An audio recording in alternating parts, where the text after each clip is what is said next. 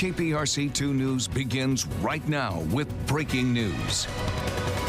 And right now we're going to go to some breaking news in North Harris County near Spring. You see a man is barricaded in a home. This is a live shot from Sky 2, and you can see smoke coming from that home. We continue to follow this breaking news. We're talking about the suspect accused of setting another home on fire earlier this week and hitting his estranged wife with his vehicle. We do begin with that breaking situation, though, in North Harris County. Thank you for joining us. I'm Daniela Guzman. And I am Keith Garvin. Deputies right now are in a standoff near Lotus Blossom Street and Camellia Chase Court.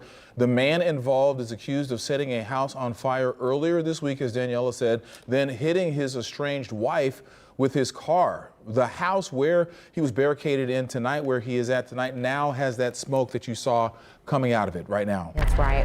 Bill Barajas is there on the ground. He is live from the scene, and he's trying to get us the latest information. Bill, we know this is breaking news. We're going to just shoot off some questions to you. Tell us what you know, because I know that, again, as breaking news, these are developing information as well, and you're getting information.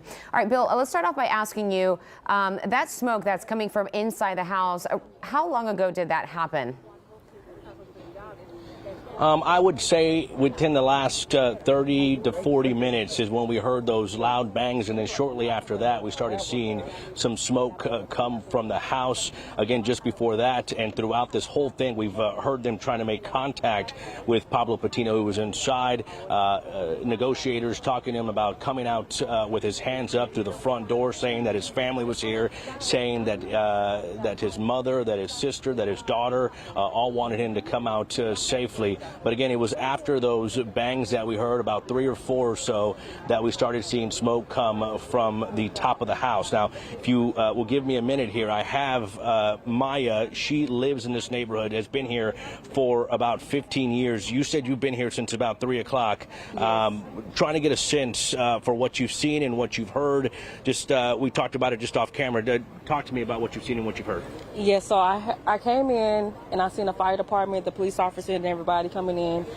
They told her multiple times to come out. So they finally gave in and just, got their gear up and got towards the house and just ramshacked in there. And you said from your vantage point, you could see them, what you believe to be them barricading the door. Yes, correct. Okay. And then after that, what did you see? Smoke. First it was light smoke, and it's black smoke coming out the house. And I've been here with you. We see the smoke sort of fill the sky. It sort of died down at this point, but it's still coming from the roof of that home. Yes, correct. Yes, it looks pretty bad. We don't know if he's still in there or not, so they're still trying to figure out, tell him to come out. He's still not coming out yet. Okay. Thank you, Maya. We'll talk to you in just a bit. Guys, just lots of people, as we mentioned in the 4 o'clock hour, 4:30 hour, that they had moved back from some of these homes where you can now see caution tape behind me. They have now moved back. We were talking to a few of them, everybody out here trying to figure out what's going on. Maya said she's lived here for 15 years, never seen anything like this. The biggest thing, again, those loud bangs that we heard moments ago, and then the smoke coming from the house. I want to show you that smoke one more time as we toss it back to you guys in the studio. Daniela, Keith? Yeah, Bill, while we have you, we do see pictures from that smoke, video from that smoke. You mentioned the loud bangs. What other types of communication have you been able to hear or see law enforcement trying to get in touch with that individual in the house?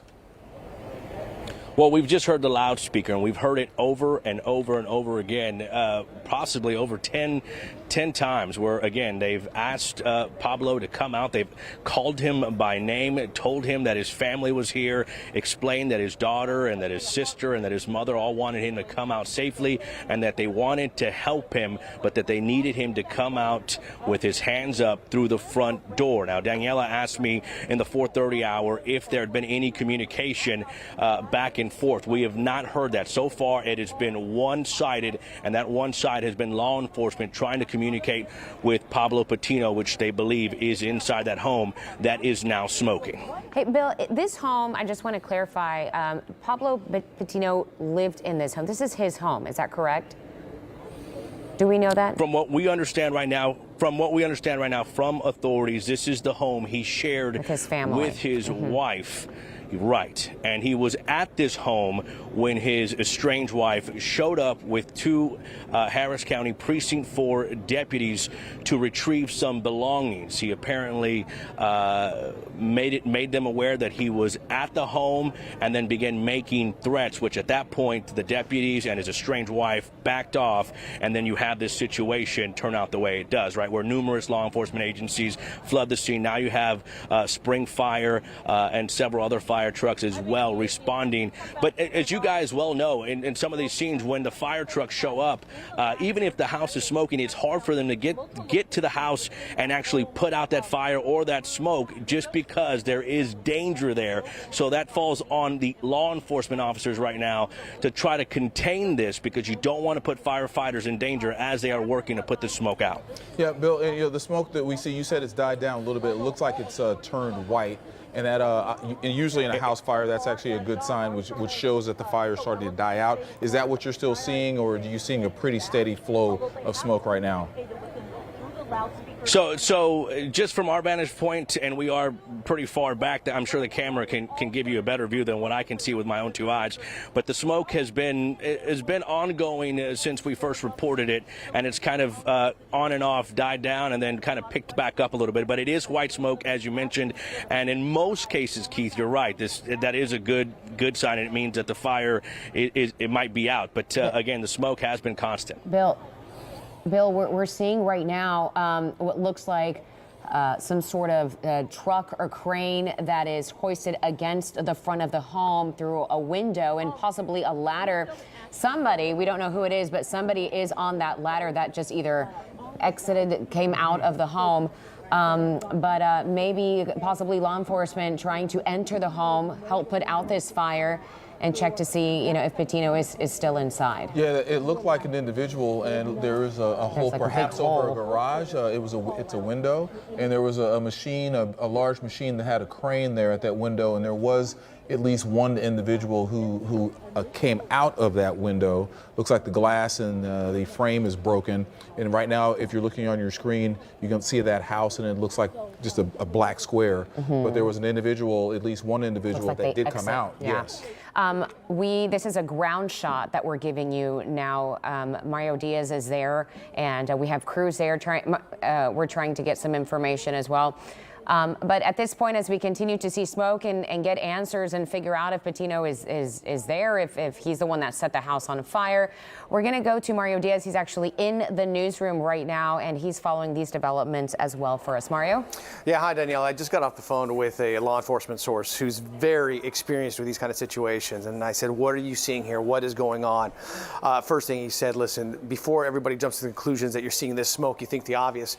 In reality, in these kind of situations, SWAT teams move in and they will fire what he says are tear gas into the home.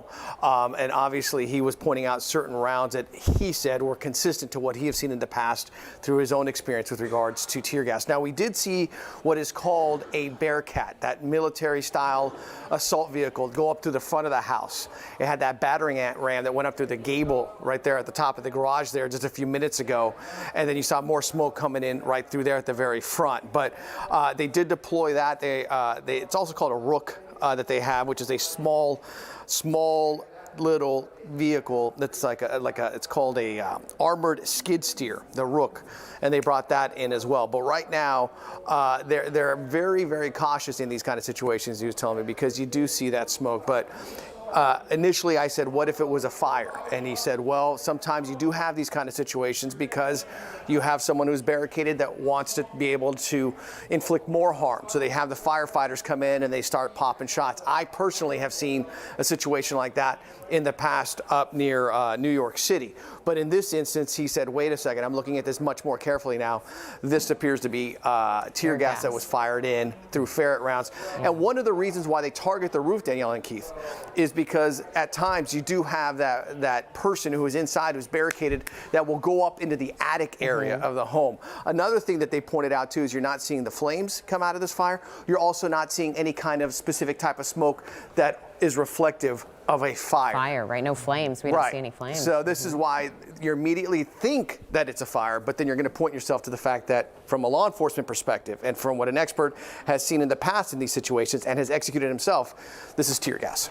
Yeah, it's a decent sized home, as we can still get a look at it from. And you could see shots. in that shot, Keith, I don't mean on that chopper shot. If we go back for the moment, you did see that bear cat that was there in front of the actual property there.